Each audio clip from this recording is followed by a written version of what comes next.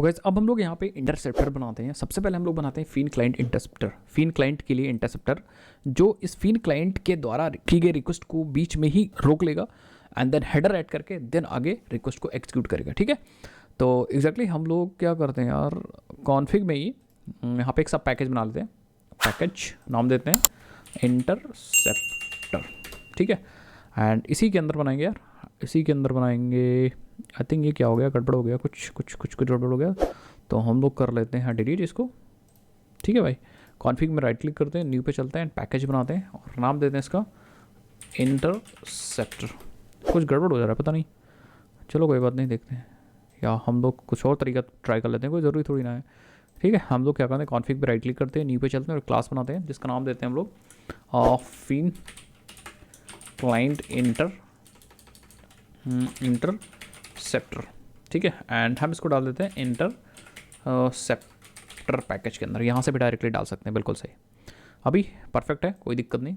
And आप देख सकते हो यहाँ पे पैकेज करेक्ट पैकेज के अंदर ही आया है, तो कोई भी परेशान होने की ज़रूरत नहीं है कि भैया आया है कि नहीं आया है, एग्जैक्टली करेक्ट पैकेज में है। तो अब हमें फिन क्लाइंट का इंटरसेप्टर का ये जो क्लास है वो फिन क्लाइंट का इंटरसेप्टर कैसे बनेगी, इंपॉर्टेंट बात है ना। तो हम यहाँ पे एग्जैक्टली हम इंप्लीमेंट कर लेंगे एक इंटरफेस है जिसका नाम है रिक्वेस्ट इंटरसेप्टर एंड ओवरराइड कर देंगे हम यहाँ पे मेथड, या इंप्लीमेंट कर देंगे method, that is apply method. Exactly ये मेथड चलेगा रिक्वेस्ट जाने से पहले।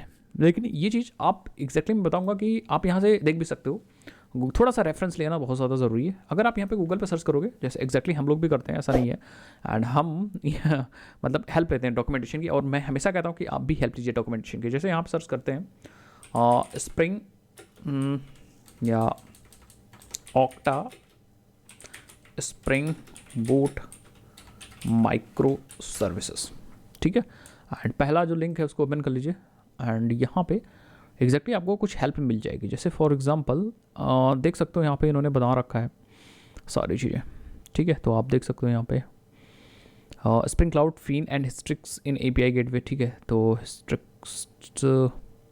हिस्ट्रिक्स okay okay secure Java micro services with OAuth 2 and open OIDC। तो एग्जैक्टली यही हम लोगों ने भी कर रखा है। एग्जैक्टली यहाँ से आप हेल्प ले सकते हो, बिल्कुल मैंने भी हेल्प ली है, सब लोग हेल्प लेते हैं। एंड देन आप देखो यहाँ पे ये कॉन्फ़िगरेशन हम लोगों ने अपने पिछले वीडियो में की थी।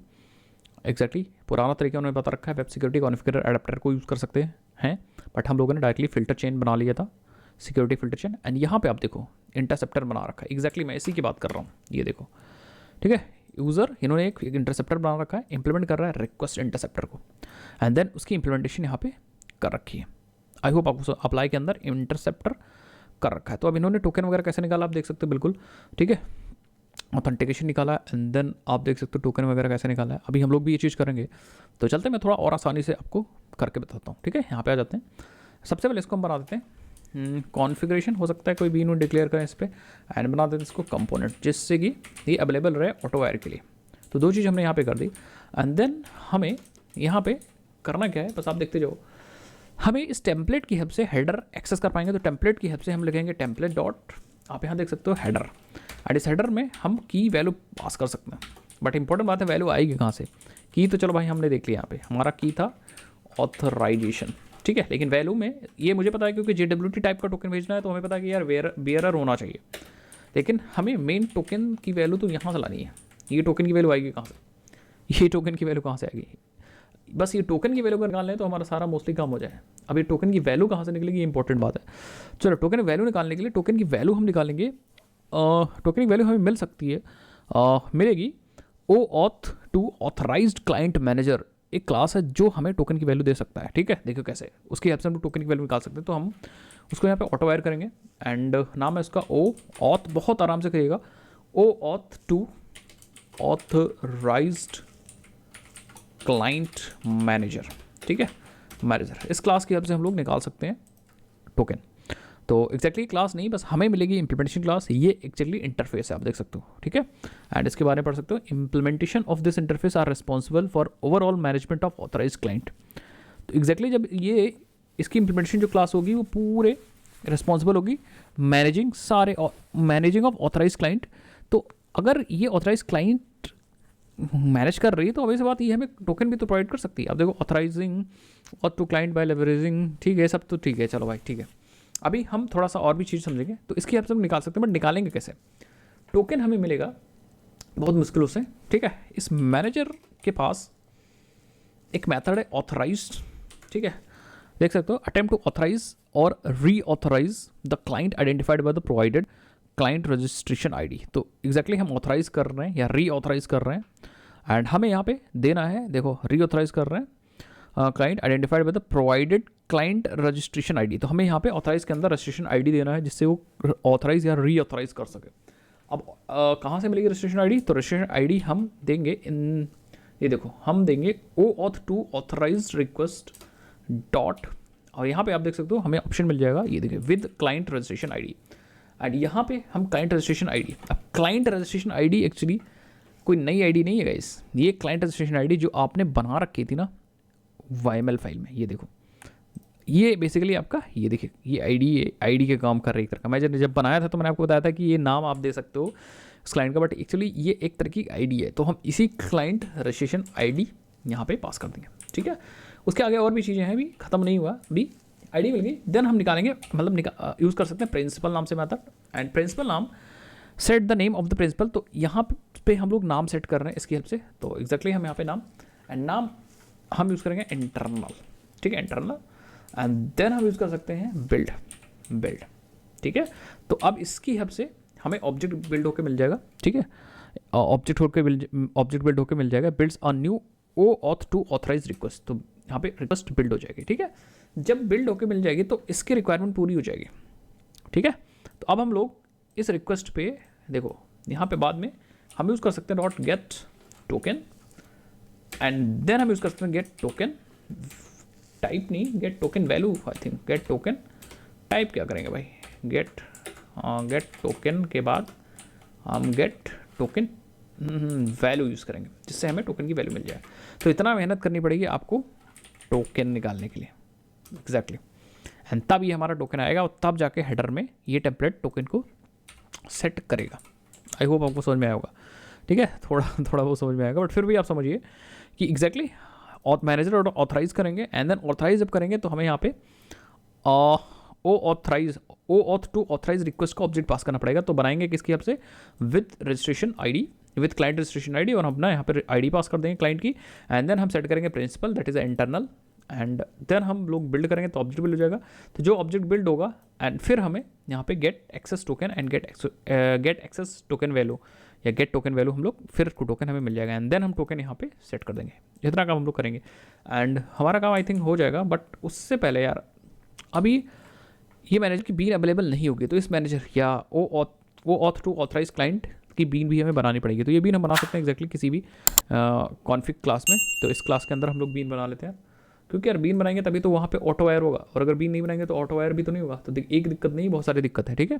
तो यहाँ पे आ जाते हैं और हम डिक्लेयर करने जा रहे हैं, डिक्लेयर द बीन ऑफ, किसकी बीन डिक्लेयर करेंगे? OAuth2 authorised client manager, authorised client manager, इस वाले इसकी भी डिक्लेयर करेंगे। तो अब ऐसी बात हमें पता है भाई, हम लिखेंगे पब्लिक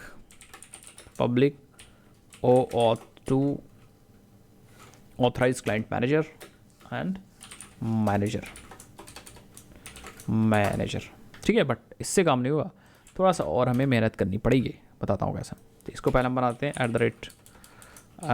@b, एंड देन यहाँ पे आ जाते हैं, ठीक है। अब हमें इसका ऑब्जेक्ट बिल्ड करना होगा, इस इंटरफेस का मतलब एक इम्प्लीमेंटेशन क्लास बिल्ड करना पड़ेगा, ठीक है। अब इम्प्लीमेंटेशन क्लास कौन सी है कौन सी नहीं है मैं बताता हूँ, लेकिन हमें यहाँ पे दो आर्गुमेंट मिल जाएंगे, that is actually client registration repository and OAuth2 authorize client repository. तो हम यहाँ पे client registration repository client registration repository, and हमें एक मिल जाएगा OAuth2 ऑथराइज्ड क्लाइंट रिपोजिटरी। ठीक है, ये इनकी हम लोग हेल्प लेंगे काम करने के लिए, ठीक है। यहाँ पे बिल्ड करने के लिए OAuth2 ऑथराइज्ड क्लाइंट मैनेजर की कि कह सकते हैं कि इसकी एक इम्प्लीमेंटेशन क्लास का ऑब्जेक्ट बनाना पड़ेगा ना, और हम लोग इम्प्लीमेंटेशन क्लास यूज़ करेंगे default auth two authorize client manager. तो एग्जैक्टली हम लोग यहाँ पे बना लेते हैं यार, हम लोग लिखेंगे new default auth two authorized client manager, ठीक है। एंड एग्जैक्टली हम लोग क्या करते हैं, इसको एक वेरिएबल में रख देते हैं default authorize client manager, and हम रिटर्न कर देंगे यहाँ पे डिफ़ॉल्ट ऑथराइज क्लाइंट मैनेजर। लेकिन अभी काम नहीं हुआ है, अभी बहुत सारी चीज़ें बाकी है, इसके अंदर बहुत सारे डेटा हमें सेट करना है, बहुत सारी चीज़ें हमें डालनी है, ठीक है। तो हम लोग इस मैनेजर के अंदर यहाँ पे दो चीज़ डालेंगे, एरर दे रहा है तो सबसे पहले क्लाइंट रिपोजिटरी डालेंगे एंड हम डालेंगे ऑथराइज क्लाइंट रिपोजिटरी। ये दोनों जो हमें पैरामीटर मिल रहा था वो मैंने यहाँ पे डाल दिया, ये चीज़ एंड ये चीज़ डाल दिया, जिससे कि ऑब्जेक्ट बिल्ड हो गया एंड वो ऑब्जेक्ट रिटर्न कर दिया।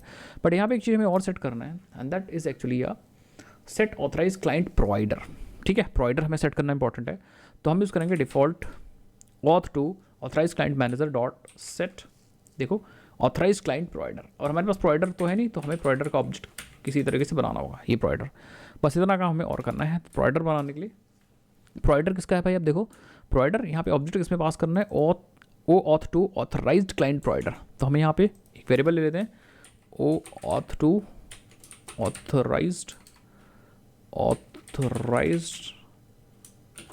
क्लाइंट प्रोवाइडर, ठीक है। अभी प्रोवाइडर बनेगा कैसे, इंपॉर्टेंट बात ये है। तो प्रोवाइडर बनाने के लिए एक्चुअली हम इसका बिल्डर यूज़ करेंगे, ठीक है। तो हम लिखेंगे auth two provider dot I think इस पर बिल्डर नहीं, client provider auth two authorize client provider builder, ठीक है। ये वाली क्लास यूज़ करेंगे builder, and I hope exactly ये वाली क्लास यूज़ करेंगे builder dot builder, and then हम लोग क्रेडेंशियल्स वगैरह सेट कर सकते हैं। तो हम लिखेंगे यहाँ पे क्लाइंट क्रेडेंशियल्स एंड देन हम कर देंगे बिल्ड, तो हमारा ऑब्जेक्ट बिल्ड हो जाएगा, ठीक है। एंड देन हम लोग इसी प्रोवाइडर को पास कर देंगे, बस एक एक स्टेप मैंने आपको समझा दिया, एंड देन ये अवेलेबल होगा हमारे ऑटोवायर होने के लिए अवेलेबल होगा, दैट्स इट। इतना काम करेंगे, काम कर रहे हैं, ठीक है। बाकी आप इस क्लास के बारे में थोड़ा देख सकते हो, ये क्लास किस लिए, client registration repository. Client registration information is ultimately stored and owned by the associated authorization server. Therefore, this repository provides the capability to store a subset copy of the primary client registration information, ठीक है, from the authorized server. तो copy वगैरह का store करने के लिए ये चीज़ है। बाकी इस चीज़ को आप देख सकते हो, ये किस लिए है, implementation of this interface are responsible for the persistence of authorized client between request. Persistence of authorized client between request. The primary purpose of authorized client is to associate the access token credential and, तो आप इसके बारे में थोड़ा सा पढ़ सकते हो, बट अभी हमने क्या कर लिया, आप मोटा मोटा समझो कि हमने यहाँ पे अवेलेबल करा दिया है auth two authorize client manager, जिसकी हेल्प से पूरा अल्टीमेट गोल था हमारा कि वो अवेलेबल यहाँ हो जाएगा एंड इसकी हेल्प से हम लोग निकाल पाएंगे टोकन, जो टोकन हमें भेजना है, आगे फॉरवर्ड करना है या हम लोग को लगाना है हेडर में, जिससे कि फिन क्लाइंट उस टोकन को हेडर में रख करके भेज पाए दूसरे सर्विस को, और दूसरी सर्विस ऑथेंटिकेट कर पाए उस टोकन की हेल्प से कि भैया ये सर्विस, ये रिक्वेस्ट परफेक्ट जगह से आ रही है और हमें मतलब हमारा डेटा हमें प्रोवाइड हो जाए, ठीक है।